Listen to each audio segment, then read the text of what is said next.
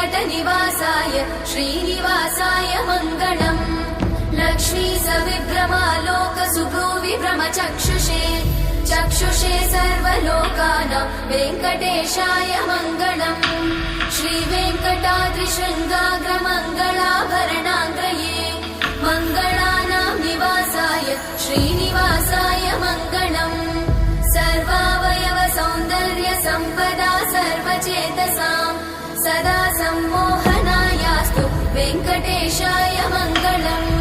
नित्याय निरवध्याय सत्यानन्दचिदात्मने सर्वान्तरात्मने श्रीमद् वेङ्कटेशाय मङ्गलम्। स्वतः सर्वविदे सर्वशक्तये सर्वशेषिने सुलभाय सुशीलाय वेङ्कटेशाय मङ्गलम्।